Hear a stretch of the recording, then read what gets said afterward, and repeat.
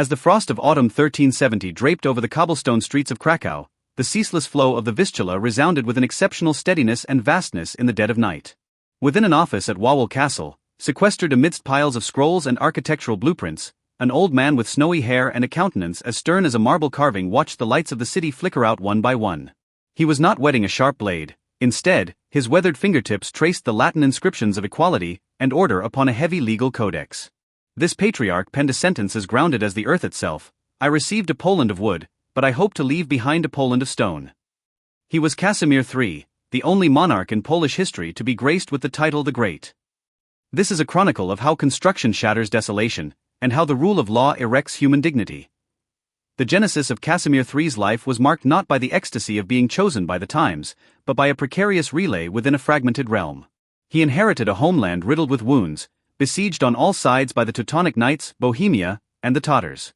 Poland at that hour consisted largely of fortresses built from flammable logs, a destiny that could be reduced to ash by a single spark. He was youthful and restrained, eschewing the blind vengeance favored by the young nobility to immerse himself instead in the long, tedious game of diplomacy. When he finally received the heavy crown at the Krakow Cathedral, he felt not the thrill of power, but a profound stillness, the sensation of having found the anchor of a nation. He understood that prosperity was not something to be snatched away in conquest, but a truth that grew naturally through a radical reverence for law, land, and every single stone. If his early years of restraint were a tempering of the spirit, the subsequent national reconstruction was the practical crucible that pushed Casimir's aesthetics of order to its zenith. He refused to squander the royal treasury on lavish court banquets. Instead, he transmuted gold into 54 stone fortresses and 75 fortified cities. He promulgated the Statutes of Wisława, granting the peasantry their first breath of relief before the laws of the nobility, earning him the affectionate title, the King of the Peasants. This mercy was bloodless, yet it transformed Poland from a mere wooden refuge into an intellectual power standing upon stone foundations. At that moment, Casimir III was the most solitary yet steadfast craftsman of Central Europe, accepting all mockery with silence, standing like a marble bell tower, isolated, yet indestructible.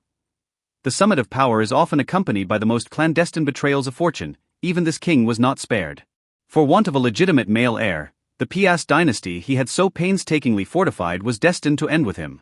In those deep nights filled with the scent of medicine and heavy sighs, he retreated ever more frequently to the university he founded, contemplating how to make knowledge the immortal lifeblood of Poland. In his personal letters he noted, "I once believed I was conquering height, now I find I am merely seeking a point of convergence where the soul of the nation no longer falls." This transition from grand narratives back to benevolent education endowed him with a transparent, chilling melancholy. This expansive clarity, born of witnessing the ebb and flow of worldly ambition, became the most unyielding armor of his twilight years. The final days of Casimir III unfolded in a state of profound solemnity and prophetic tranquility. By now, his once powerful hands had grown exceedingly gnarled from years of administration and site inspections. He understood that after his passing, Poland would embark upon an unpredictable era under foreign monarchs. Yet, he cared more that his 54 stone castles would remain as the steps for this nation to resist the gravity of decline. At the dawn of November 5, 1370, as the bells of Krakow rang with a peculiar warmth, Casimir peacefully closed his eyes, his hands still clutching a scale that had measured 10,000 miles. He left behind no vast treasures of gold or silver, only a soul-shaking geometric equilibrium that remains unshaken 6 centuries later.